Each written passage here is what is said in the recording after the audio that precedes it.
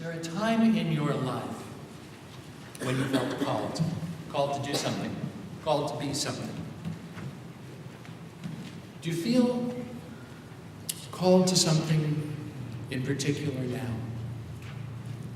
The story today is about receiving a call from God and responding in a way that lets you be fully alive and responsive to that call so that you feel more connected to your purpose in life. And it seems almost that the story is set up to electrify, to set the hairs on the back of your neck up and make you really listen. And I suspect that it had that effect on its early listeners. Carl and I just went and saw Get Out the other night. Have you seen it? Yes. Kind of a wild thriller that goes some unexpected places, but it follows the scary movie formula with some twists and turns. It reminds me of going to the double feature horror movies with my friend Herbert Bors. He had glasses, so he was the glass smart person. We just kind of... Parents dropped us off at the Billings Theater. It was a Quonset hut that had seen better days, but when I think about it, has a Quonset hut ever had better days? Where we faithfully watched 2 every Saturday, scary movie double features in the cool dark, sitting in decaying red velvet seats and clutching those armrests.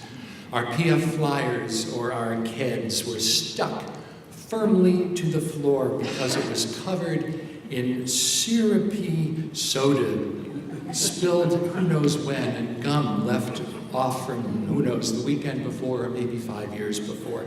If anyone ever rolled this Quonset hut over while we were there, our sneakers would save us. We would all just hang from the ceiling like bats. There were titles like The Haunting, 10 Little Indians, The Screaming Skull, and The House on Haunted Hill. And there's this general theme that goes along with these setups, and that is, welcome to the mansion. The servants are leaving for the weekend. You must spend one night here alone, and there are cocktails in the drawing room. At some point during the screening, I don't know, some kid might yell, "Don't open that door!" Of course, the character would open the door, and the scary thing you didn't want to happen would happen, and the thing that you knew would happen did indeed happen. And the only semblance, though, today I'm drawing between the movies that were made to scare to what we've heard today is in how the story is drawn. Anyone who knew about the inner sanctum of the place just beyond where the live sacrifices were made, where the ark was placed upon which God was believed to dwell, also knew that a story about a young boy being told to go there and spend the night alone in the dark would be just as terrifying. The story from 1 Samuel is similarly set up. It's made so that we just sit on pins and needles. And in the most mysterious place possible, we see Samuel having this first kind of encounter. The tale tells itself in the way that most memorable First Testament narratives do. Samuel is a young boy, and one day he is told that he must sleep for one night in the most forbidden room of the temple. It's the one that housed the ark. It's the visible symbol of God's presence. And his father Eli has his own room somewhere else in the temple precincts, but tonight he must go there alone. He must lie down next to where God presumably rests, and after he does, God speaks to him and says, "Samuel, Samuel." "Here I am," says Samuel. And he runs to his dad and he announces, "Here I am, for you have called me." And understandably, Eli sends the boy away. "But I didn't call you. Get out. Go back to the room. Go back to the Holy of Holies where no one else may go." And yet the same confusion occurs once more. God calls Samuel. Samuel answers. He runs to Eli and he says, "You called me and Eli sends him back to bed. And then, because it's always important that things happen in threes, God calls Samuel. And Samuel runs to Eli, but this time Eli gets it. Although it has not happened to him, God is calling his son.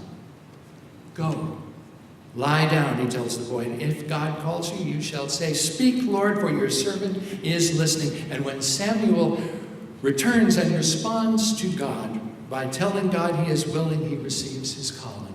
That's the story. But the questions it puts out are many. What does it mean to feel called? How is it that you have ever felt called in your lifetimes? I wonder if that's one of the reasons that we come here on a Sunday, or people go to any of their religious institutions. We may be looking for meaning.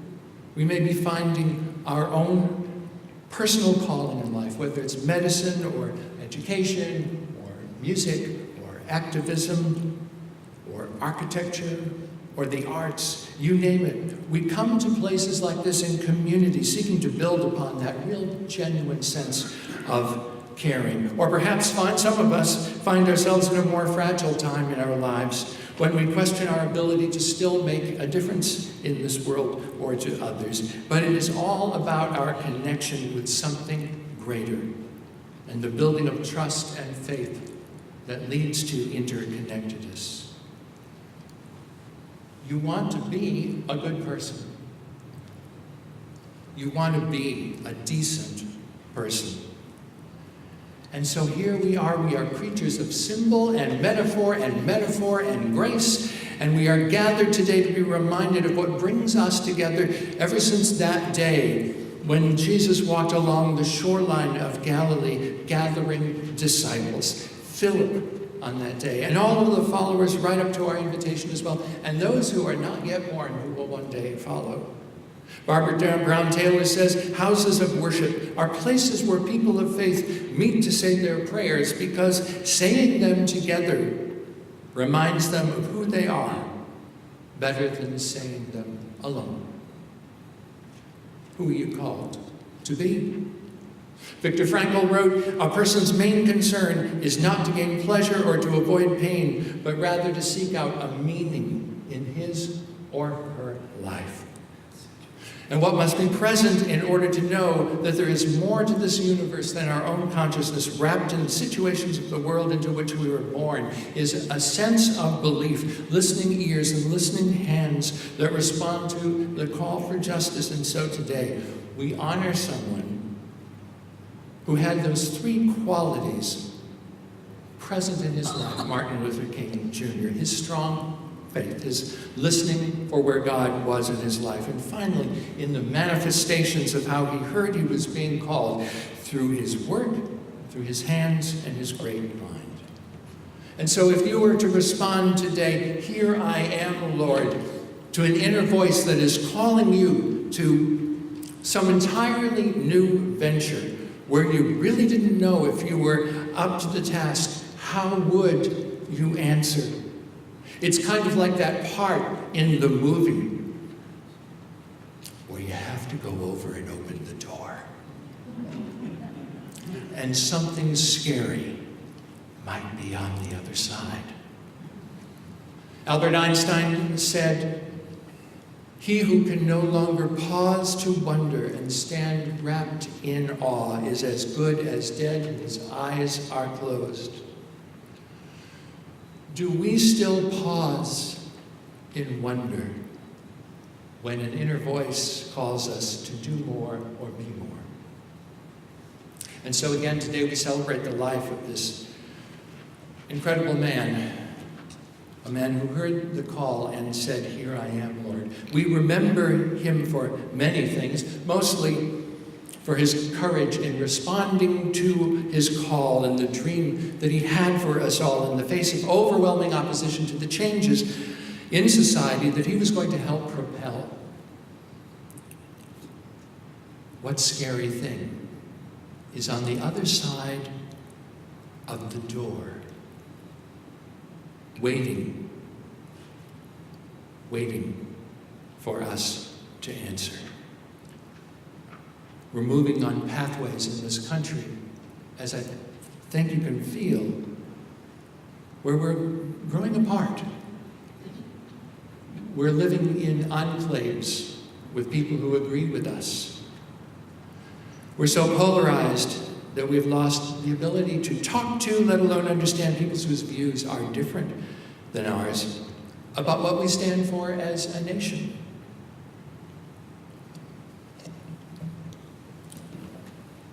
Only a few days ago, our president invoked a horrible compound word.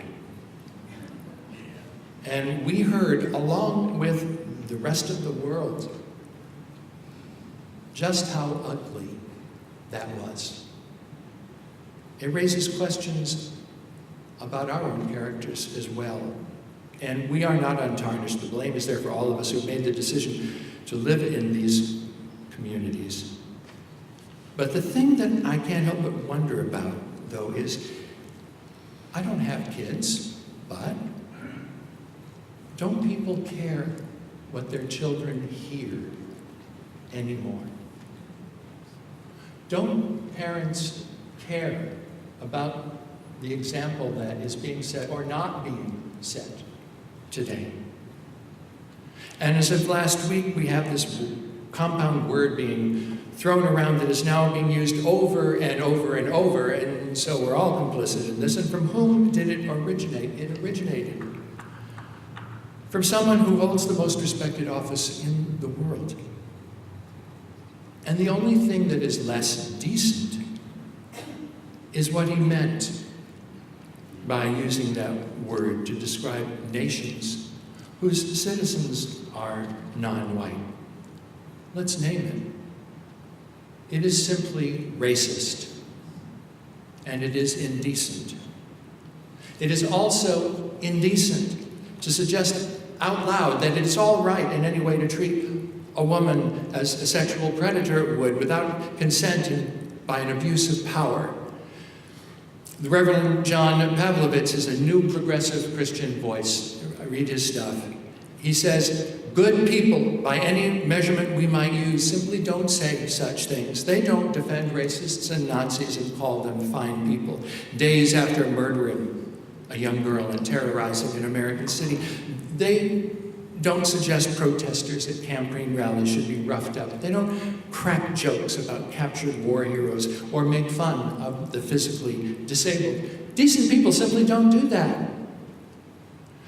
Good people don't tweet anti-Muslim rhetoric in the moments immediately following a bombing in order to bolster a position. They don't leave American territories filled with brown-skinned people without power for months upon months after publicly ridiculing their public servants and questioning their people's resolve.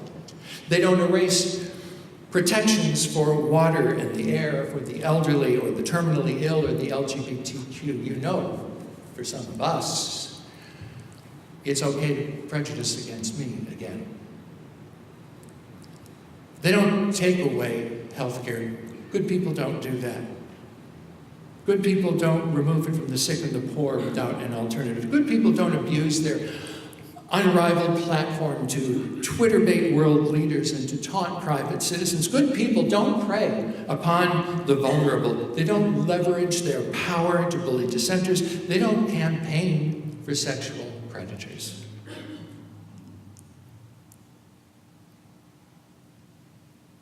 But listen to the caution of Dr. King. Hate is just as injurious to the hater as it is to the hated. And like an unchecked cancer, hate corrodes the personality and eats away its vital unity. Many of our inner conflicts are rooted in hate, and that's why psychiatrists say, love or perish. Hate, he says, is too great a burden to bear. I don't know if you needed to hear all that, but I know that I did.